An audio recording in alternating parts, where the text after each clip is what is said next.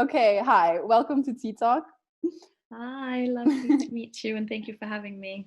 Thank you for being here. Um, okay, first question, obviously, who are you and where are you from? Of course, the most uncomfortable question in the world. The second part. So, who am I? My name is Ngoc, and my usual, like my go-to answer to the "Where are you from?" question is I'm from Vietnam, but there's always going to be like a but part depending Mm, on whether we have time or not. I'll explore the question, but usually, yeah, it's I'm from Vietnam, but I live in Paris as of now. okay, and you're here today because you wrote a book, Yes, yes, yes, yes, yes. uh, Yeah. Weird Culture Kids, Mhm. right? What is this book about, and how did you start writing Yeah, absolutely. So that's yeah, one of the most recurring questions also that I it? Yeah. get for weird culture kids. So it's essentially like a memoir that I wrote. It's going to be published so in December, so next month in a couple of weeks. It's a memoir about my growing up in Vietnam. So I was just to give like a very brief story.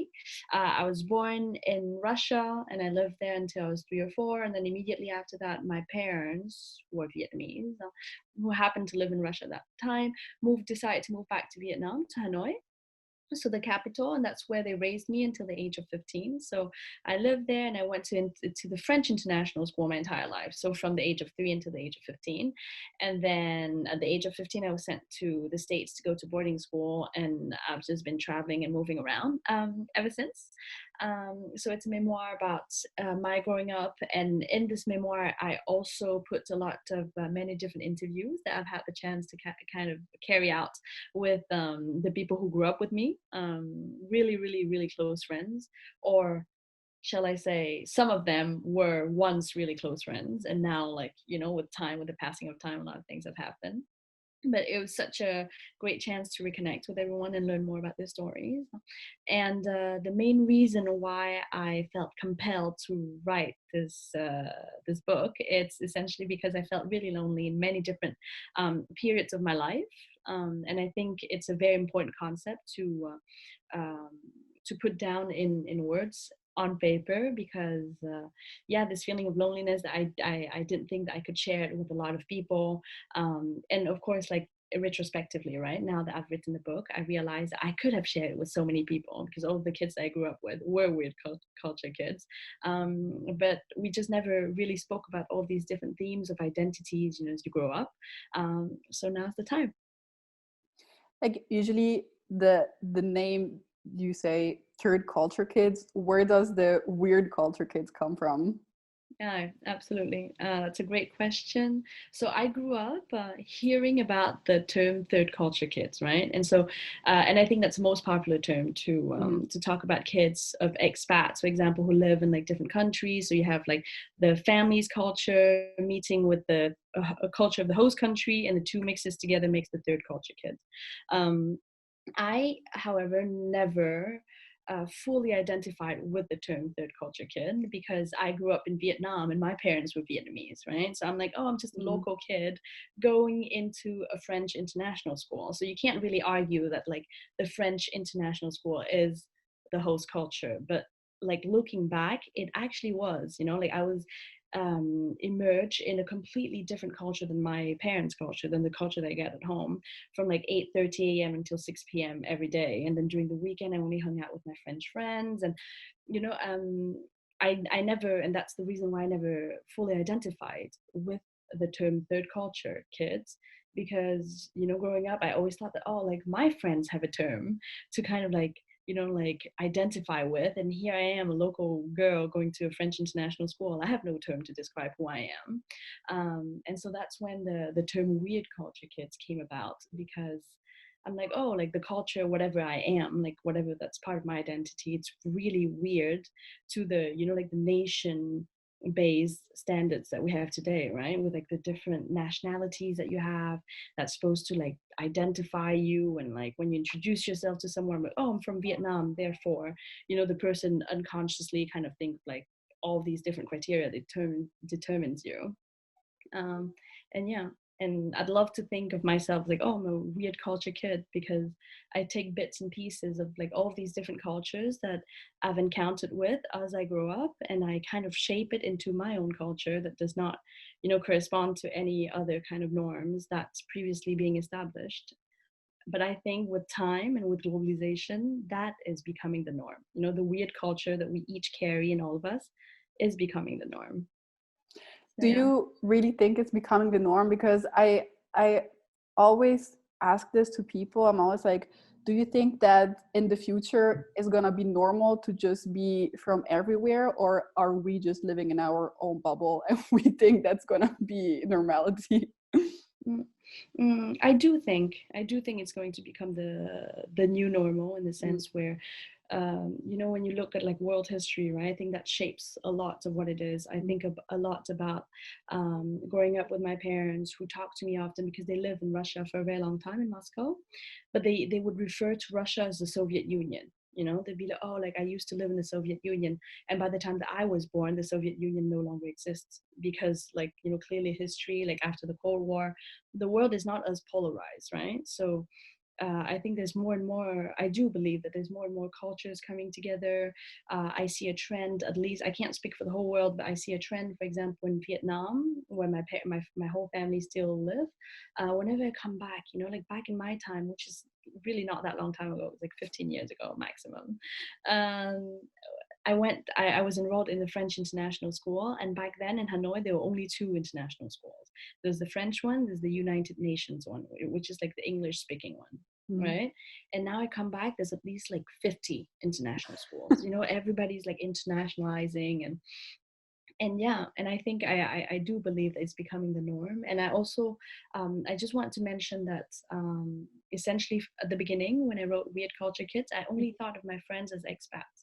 But now, with living, like, in the States and in Europe, over the last like 12 years, I realized that actually, like, kids of immigrants also fall into this weird culture kids category. They really do. And I never thought of that before, because before, like, I would think like, oh, like a, I don't know, like a Vietnamese American person is American, they're not Vietnamese, because Vietnamese people are pure, like with just only Vietnamese, like it's a very homogeneous society. And now that I've come to like talk to a lot of different people, I've realized that like even kids of immigrants also have a huge, share a lot of commonalities with weird culture kids, and are in fact weird culture kids, because they do have like different cultures, being involved and mixing and shaping their identity. I read your book and I thought it was very interesting. Yeah. It's very nice because the first part is about the Vietnamese you, right? Mm-hmm. And Yeah. the second part is about the French you. Yeah. And then at the end, it's the you, Yeah. the right now you. And there are sections where there are interviews with people that you know, as I said before. And Mm-hmm. I thought it's very nice because, like, there were a lot of times in the book where I was like, oh my God, me too. Like, exactly this. I'm so Yes. glad. But of course, our stories are not the same. So sometimes I Mm-hmm. could relate with more things from some interviews. And I thought it's very nice because it gives like a very broad perspective. Um, Right. because there is no single story for a third culture kid. It's literally like so many different 100%. topics and so many different elements. So I thought it was very nice. And it touches on so many topics that I'm like, oh my God, yes, like passports and languages and relationship with parents and Yes. moving and friendships. And it's so, it felt like, I was like, oh my God, I'm seen. I was like, I am so glad, Olivia. I'm so glad. it was very nice to read.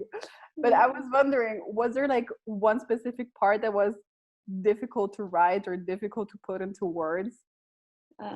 Yes, of course. Definitely the last part, because like you said, like how there's like three different parts to my Vietnamese self, or like what I thought to be Vietnamese, or what I was taught to, as the definition of being Vietnamese. And then the second part is more of like, oh, how French I felt, right? Like the entire time, just, oh, I'm super French. And all of this Frenchness only happens in my head and not being recognized by the world. and then the last part, I think, was the hardest thing to write. And as of now, right, I didn't offer any conclusion to it because I think it's still an ongoing process, that it would always like change these level of, you know, like the way that I think about it and the way that I describe also in the book is that like I have like this internal kind of like weirdo meter, you know, when I'm just like, oh, like, am I closer to the French part or the Vietnamese Yeah. part? So yeah, so that the last part was definitely the hardest because I was like doing an exercise of trying to like reconcile things, Mhm. right? To reconcile like very conflicting elements in like the different that the both identities gave me, right? How, and this is just like a silly example, but say for example, Vietnam is like a very like a one in terms of politically we only have one party, you know, like we have the Communist Party, it's ruling the country, and then in France and like more Western countries where I end up studying, right? So in the States, and now I'm based in France, it's very like, oh, democracy, right? The importance of being able to speak out and like all of these things, like until now. And in the book, I don't know what's the answer. Is it better to have like an autocratic party, or is it better to have democracy? And like I think this would stir a lot of controversies, me saying this, but you know, it's just, and I, especially because I live in France, but I think it's something to really consider, because I'm like, okay, like, you know, I was taught that that, you know, like an autocratic party, it's the devil. Like that's what I was taught in the Western countries. And then versus when I was living in Vietnam, I was taught, oh, you know, like democracy is actually not that good because it doesn't yield results. So like all these like arguments that like thousands of different arguments that you can get into kind of like a debate, right? And then as of now that I'm living in France, I can't help but think, you know, say it's been 10 months that I'm in confinement. Whereas in Vietnam, it's back to business because Mhm. everybody followed the rules, you know, like because, and it's just things I'm like, okay, like there's freedom involved. There's so many different things. I'm like, I can't reconcile. I don't know. And it's, you know, like one day I'm going to be feeling very like the sense of solidarity with the French people. And then another day, I'll be distancing myself with French. And same thing in Vietnam, you know, and same thing with every kind of like nationality based kind of ideals, I guess. Mhm. So that was definitely the hardest part, yeah, to write. Because I also think that I've come to a lot of, I've generated like new thoughts in my head because I never really thought of reconciling these two, you know, it's just like, oh, like Yeah. at one moment I'll be this and next moment I'll be at something else, and then to actually sit down and put like words down onto paper and have something so concrete, you know, was the hardest part for sure. I don't know if you've ever done the exercise yourself to try to like reconcile the different identities that you felt within you. Um, I do it a lot in my head. Yeah. it's a, Mm-hmm. it's a constant exercise in my head, but I Mm-hmm. never really wrote it down. And I saw that your way to process everything while you were growing up was journaling, right? You were writing Yeah. about things. And how what was that the only way to process things, or did you also have other ways to understand where you came from and understand like all these questions of like where I belong? What was the process growing up? Mm. Yeah, it was mostly, no, it's actually like only writing down things. It was Hmm. 100% only writing down things for many different reasons. Now I'm at a stage, you know, like I'm approaching my 30s and such. So I'm like at a totally different stage, right? Than I was like growing up. I can speak my mind, I can meet with strangers. And when I was younger, I was more of like, I was never a shy kid, but I never wanted to talk about those ideas, or like those conflicting, like kind of like feelings I felt because I didn't see other people talk about it, you know, and I didn't see Yeah. anybody questioning their identity as much as I did, at least, you know. So I didn't want to be that odd kid, you know, to be like, oh, like why does this happen, or like why am I not like this, you know. So yeah, so journaling was like my go-to way to write down like my thoughts. Like I know growing up, like I had a lot of problems with languages, which I still do, but you know how I feel like I don't speak fluently any language. I just speak, but the combination of those languages together allows it that like, I can express myself to the world, you know. So like growing up, like so many times, like when I look back at like my old journals, I'd get like words in Vietnamese, and I'd write down things in Vietnamese and just, I don't know what this words mean.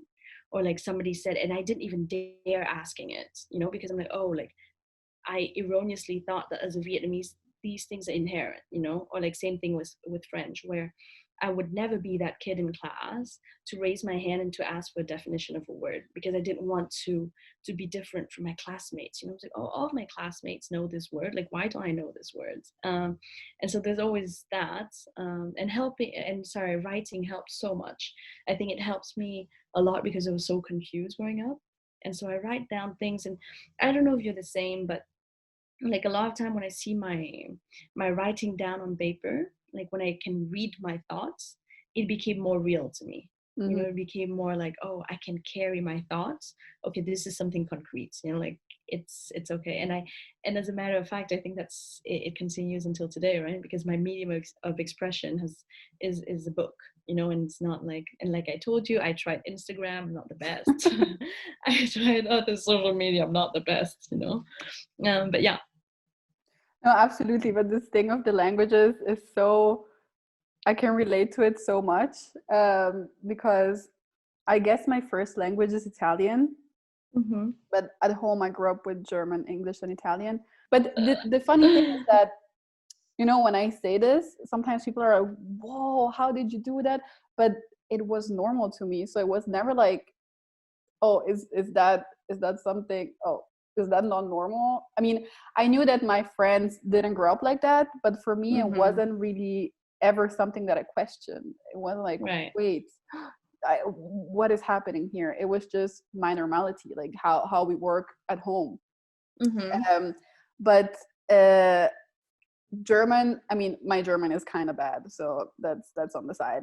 But Italian, I always say that Italian is my first language, but Italian is a very, I guess, like French is a very like romantic language, and Mm-hmm.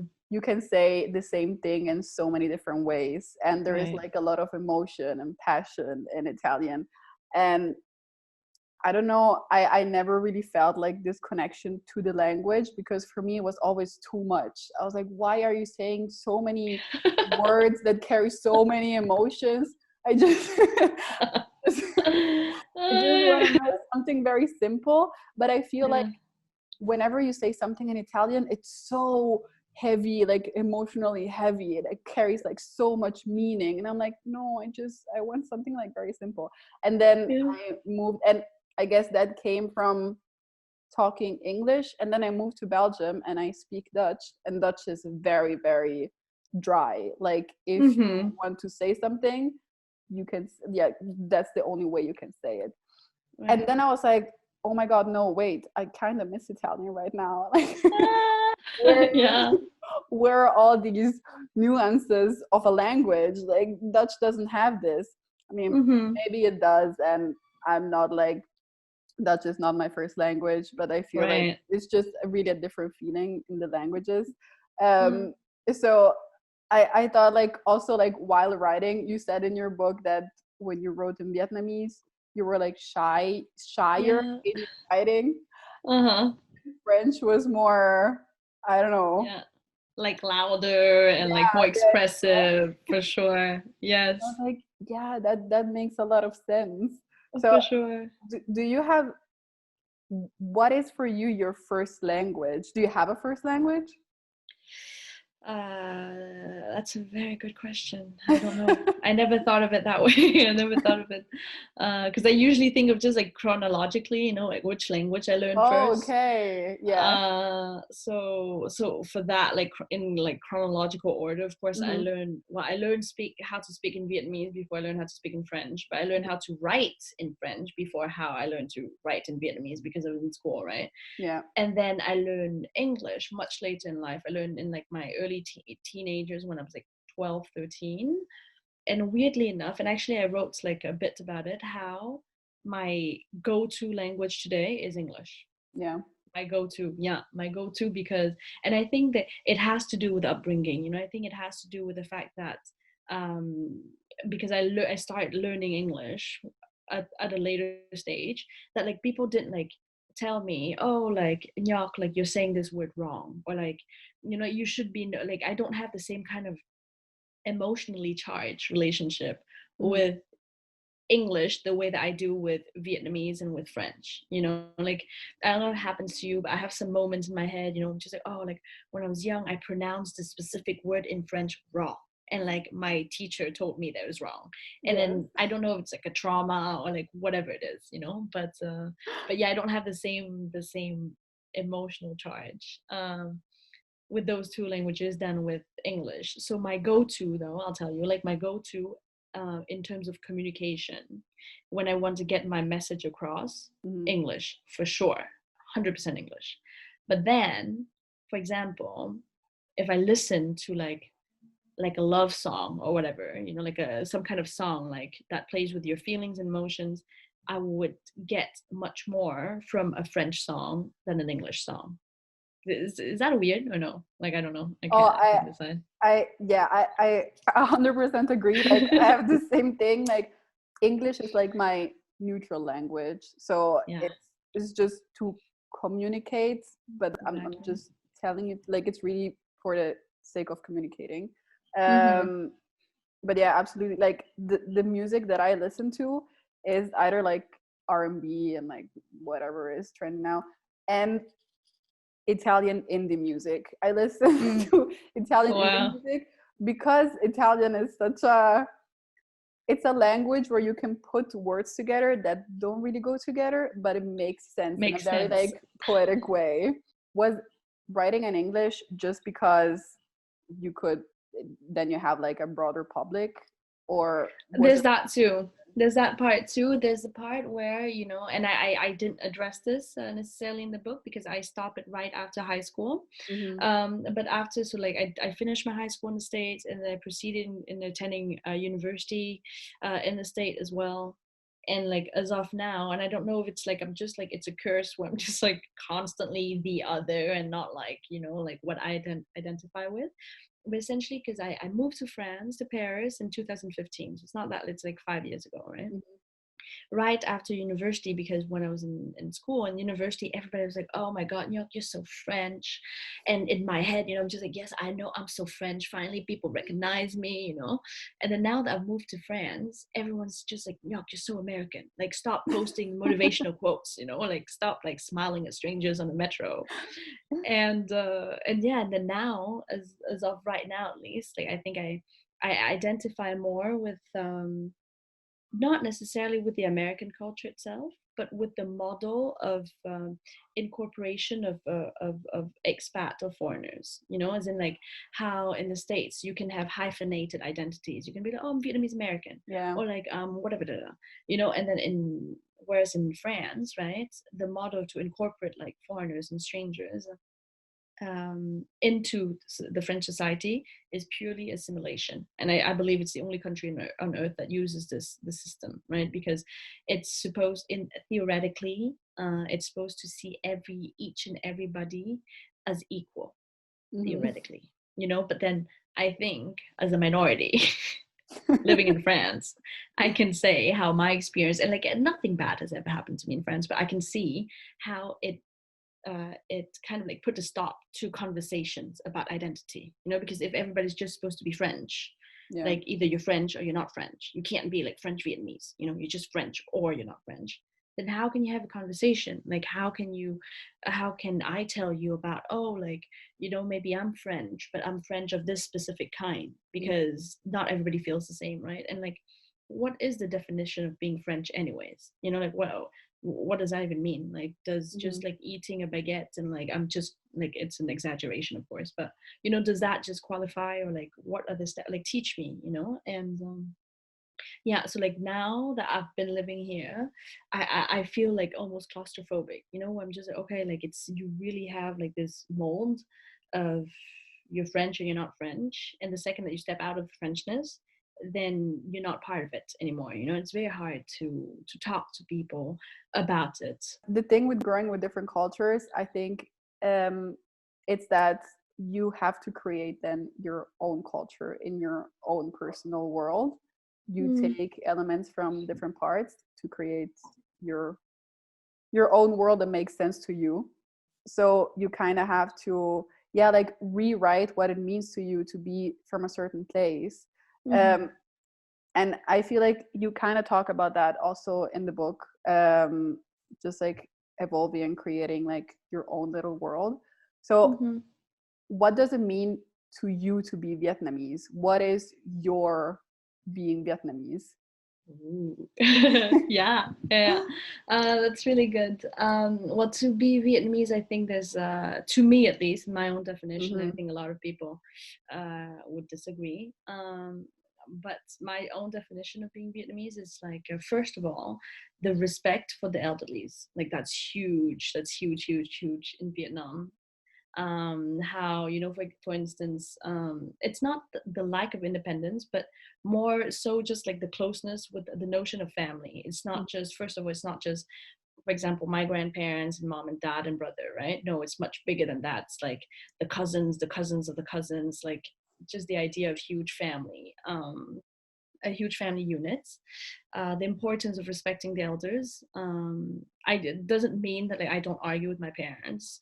I do, but then, you know, for instance, silly things, you know, how, and I see my Vietnamese side coming off a lot when I'm abroad, is how I constantly, even though I don't necessarily want to move back to Vietnam now and live there, but because I want to see other things, right? But I do think that it will happen quite soon, because the idea of being far away from my family, you know, and not being able to kind of like pay back, like for lack of better words, but like to take care of them as they grow, as my parents grow older, kills me, you know. For instance, that's a big part. Respecting the elders, being very, and this is also my interpretation, being very proud, and like for for better or for worse. I think it has to do with the fact that, you know, we had like Vietnam as a country went through a lot of different wars and like colonization, and we pride ourselves with like, you know, like being on top, like being warriors, you know, like fighting for our land and all this. And even though I don't live there, or I might not necessarily feel such a strong connection with kind of like Vietnam as a territory, I do feel very proud of being like, you know, oh, I'm Vietnamese, you know, and like, by the way, let me teach you about the history, or you know, like just silly things. Um, yeah, yeah. I think those are like the biggest elements that would come to mind about being Vietnamese.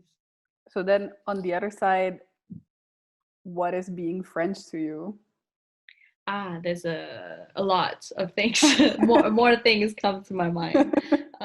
More things come Really, to do my you have mind. more things in your mind about being French than Yeah, being Vietnamese? Oh, yeah. nice. But I also think, because like I've been living here for the last 5 years, whereas I haven't been, like I go back to Vietnam but only for vacation. So like, you know, maybe like the tie is not as strong. But being French, and this is like, it might fall into a list of cliches, but being French is, and something that I really really appreciate, especially during the pandemic, is social security. You know, like in terms of like health security, it's so Yeah. strong. I am amazed. You know, I am just so amazed at the system. I'm just like, yes, like I do happen to complain a lot about taxes or whatever, but like I see the quality of the system, and I will never complain again. You know, like that, and the idea of like literally freedom. You know, like there's a lot of freedom that's get involved, and then the consequences. But of course, like this idea of freedom is so important, right? And that, what else of being French?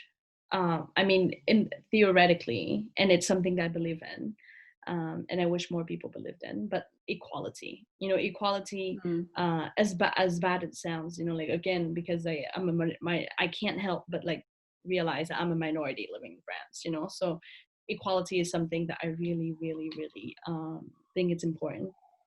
Um, in France, particularly, but also just in general, you know, in any kind of like a heterogeneous society, I think it's very Yeah. important to talk about it. Yeah, yeah, yeah. I, I almost want to like just drop one last one in, but it might cause controversy as well. But I think of France as a very controversial, you know, like mm-hmm. the French identity in and of itself, right? Because I think it's a very kind of like, it's a country that believes in liberty and fraternity, and like, you know, like everybody, like solidarity, and yet it's a very elitist country. You know, it's very like, you have the elite, like it's very hard to put words into it. Like I'll probably write an essay about this, but there's a word elitist is there. I think it's also very important when you are confused about your cultural identity to be surrounded by people that understand you, which again, maybe they can't really relate exactly to the story, but just know what you're talking about. So you're like, okay, this makes sense. Yeah. And you said something in the book. You said the only element that could validate your sense of belonging is yourself, which Yeah. I completely agree with it. But then you add, and of course, the approval of people you surround yourself with, which is Yes. like, yes, absolutely. And it's so, to me, it becomes sometimes very frustrating because I'm like, okay, I'm sure of who I am right now. I can go into the world and I know who I am, and then I go into society, and then there are always these factors that just disturb my identity, and I'm like, no, wait, I'm again at point zero. Like, who am I and where do I come from? So I think you have to surround yourself with people that understand you, and that also give you the freedom to express yourself, like, not really express yourself, but to navigate a little bit your identity without being like, no, you are this, and period, and that's it. Do you think it's like a sense of validation that we're looking for, or what is it exactly that we expect from other people? I don't necessarily think it's a sense of validation. I just think it's the feeling of being seen, you know, because you can't Mm, exist without the perception of others, right? Like like regardless of your identity, like you just as a person does not exist if other people don't see you. So if you see yourself as something and then other people saw yourself as just that one thing, then there's a huge discrepancy, right? Between yeah. your own vision and that of others. And I think there's always going to be that discrepancy, regardless of the gap, you know. But you just have to, I think, surround yourself with people with the least gap compared to like your own vision of yourself, to be understood. And I think you said it very well, and it's like a big lesson that I learned through this writing process, while talking to my mother. Side story, where, you know, and she helped me a lot with like the editorial and like, Mhm. anyways, great thanks to her. How she told me, you know, it's interesting, while reading your book, what she realized, and like she told me, and it really hit home, you know, when she was telling me, you never, as in like, she said, oh, like you've always been like very sociable, so you have a lot of friends and such, like you never lacked love, you know, there's always been like people loving you all along the way, but what you lacked was understanding, you Mhm. know, was like, and it hit home, like whoa, like I'm just telling you the story and like it really hit home to me, because I'm like, yes, like even my own parents, you know, who are fully Vietnamese, who still live there, they they are like my, I don't know, like my French humor, they will never get that, you know, like they, because they don't speak French clearly, but you know, there's just like, and I wish I had more of that understanding, because I don't doubt for a second their love for me, you know, like, and it's just so important, this understanding that we seek in others, you know, that we don't express it out enough, I believe. You said before that being a third culture kid, it sounds as like very privileged, and it probably is because we get to learn so much about different parts of the world and they are just part of us. But there is also the downside of it, where Mhm. we are then in this very confusing zone. How do you see it as a privilege, and how do you see it as a downside? Yeah, I see so many privileges, Mhm. like so many, and I think like all the kids, I mean, I call them kids, but they're clearly my age, all of the people that I've spoken with, also share the story, you know, how I like ask them about their pains and sorrows, or like what's their own experience, right? um and like of course you get like usually all the similar kind of like stories. Oh, Mhm. like yes, we're super international, had friends from all over the world. By the time, like, you know, I'm applying to college, I already speak several different languages, so it's like a great asset. I'm very adaptable because I've lived in like different countries, um, and I can relate to different types of people, right? And like those are kind of like the most the most visible kind of benefits that Yeah. you get, and I almost want to say the most corporate, kind of like criteria, you know. It's like, oh, like you can adapt, you can speak, which is all great, you know, like your like sensibility to all of these different like cultures, like you, I Mm-hmm. also think that like the second that you can speak several languages, you have like different views of the world, which I think is very important, right? And then the less often spoken about like points, which are the pains and the sorrows of these kids who don't like to share their stories, because it's like, oh, like we come from a place of privilege, we shouldn't be complaining, you know, whereas like there are real problems out there, like hunger and like what have you, which I totally disagree with, because I just believe that pain is pain, whether you're hungry or you're paining because of your identity, it's still pain, you can't really compare, right? um, and so the downside of it's clearly like, and speaking from my personal point of view and also like from the stories that I've heard over the year, for example, like they don't know where to, like the idea of living in one place forever is very scary, you know. And like me myself, I'm like, oh my god, I have the whole world to see, but at the same time dying to be back in Vietnam with my family, you know, that's a conflict that I'm going to have to deal with, right? And I think a lot of people go through that.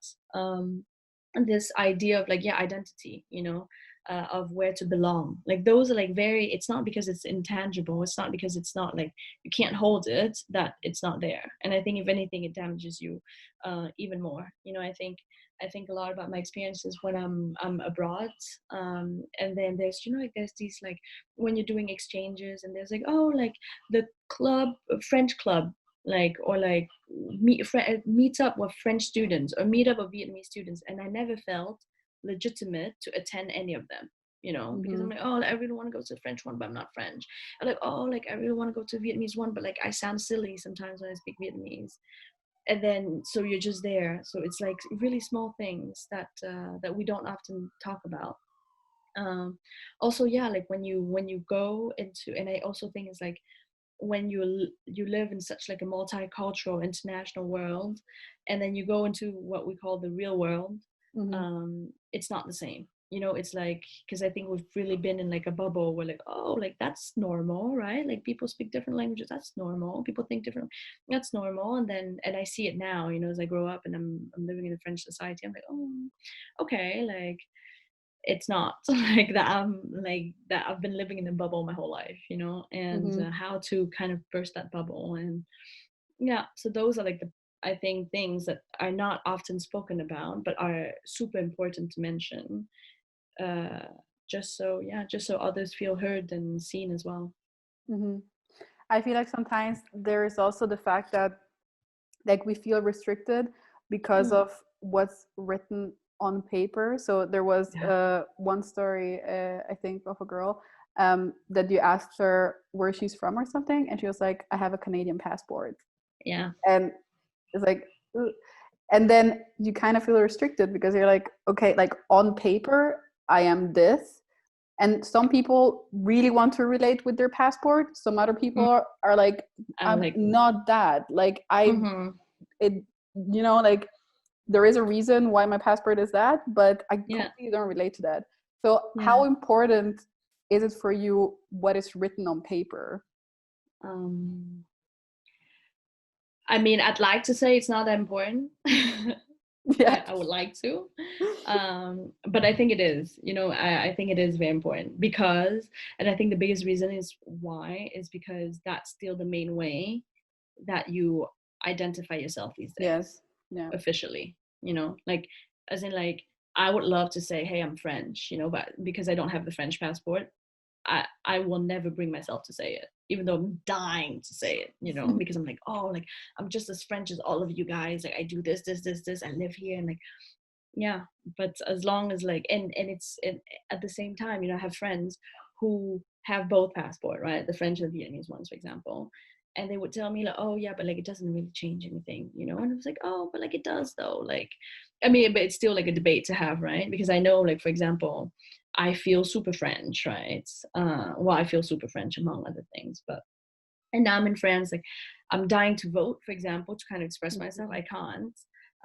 And then like of course I'm on like a working visa, right? It's like tied to my job. So I'm like, okay, like my identity kind of is tied to my job because otherwise I lose that paper. It's just as bad as it sounds, and I don't want to say that it matters, but it really does matter, in my opinion. Yeah, it does matter, of course. Then every country has different laws and whatever, but you Mm-hmm. have this feeling of being the other if you don't have the passport of the Yeah, country you relate I to agree. the most. Uh, I agree. but of course, it's not, I can wake up one day and be like, oh, today I feel so much this, and tomorrow I feel so much that. Yeah. But with a passport, it's something legal, and you can't just go change it and be like, hi, I don't feel this passport, I want another I passport. want another one. Yeah, Can for I sure. choose from a country? Let me. So I Yeah. feel like that's also like, we can talk about it for days and be like, I feel more this, I feel more that, but at the end, when it comes to legal stuff, we Mm-hmm. are that box, and Yeah. that's it, and we Yeah. can't change it. So For now. for now. For now. So would Yeah, you because want I to, think, yeah, tell yeah. me. No, because I was just going to say, because I think, like, with this whole idea of like European Union, like that's being it broader, So like people, like I've met some people just like, hi, like I'm European, like before saying the nationality, which I think is like so cool. And like a couple years ago, I saw there's like this project, like a world passport. I'm not sure what it is, like don't ask me, but I looked into it. It's just like this is kind of cool, like like just like world, and then let me tell you my story, because I sincerely believe that everybody has one, even if you're like born and raised in the same place. Oh yeah, Actually, I think yeah, you also absolutely. have your own kind of like story of belonging and not. Yeah. The thing about belonging, belonging to one country and not really having this, is this my home country? Is that my home country? Even if you were born and raised in one country and your parents are from that country, I think there is still Mm, sometimes a sense of belonging, in the sense that a city can have, a city has so much more character than a country. Like for sure. if I say I'm from Italy, you have, like immediately 5 stereotypes of Italians. But Yeah, if I say I'm from Rome, the whole view changes. And it's so interesting, because I feel like people should say more what city they're from, because that yeah. gives so much more personality to the story, instead of Mm, just saying a country and then you just go off by 5 stereotypes, and it doesn't really say anything about your story. Do you have for the same sure. thing with, do you feel like you're from Paris or from France, or are you from Hanoi, or are you from Mm. Vietnam? Yeah, so I would usually say that I'm from Hanoi, because I relate a lot to like it's a very specific type of stereotype as well, like the northern, like Hanoi, like like the north of Vietnam is very known to be like very conservative and like very old fashioned kind of thing, where it's interesting because historically speaking, Vietnam, because of all the wars that we've been through, a lot of people say that northerners are like the French people and southerners are Americans. You know how like in the Oh. north, like you would never, for example, like I'm as a guest, I'm going to like have dinner at my friends, and I don't really like the food. Okay, and she'd ask me like, oh, how's the food? I would never be able to say like, oh, I don't like it. I'll just be like, oh, I love it. I just think that it lacks a bit of salt, and like like I might like give 6 different suggestions, but I will never ever ever say that I don't like it. So yeah, like this very like this side that's very diplomatic, and like beating around the bush almost. Yeah, so I identify much more Hanoian, in many things. Like many of my thoughts, I think I'm very like old fashioned. As much as I want to be cool and liberal and like all of these Hmm. things, like I'm like still quite old fashioned.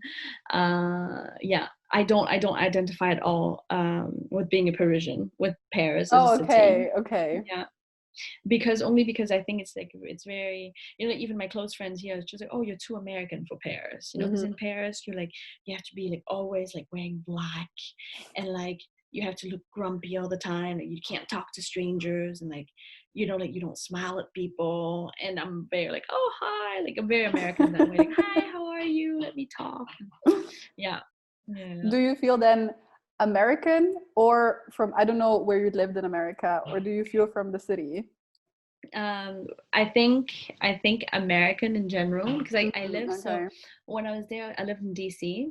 So I'm like, maybe that's where like my political side comes out, and I'm very political. Like maybe you must have noticed all the examples I give you. It's very politically charged, so very political in that sense.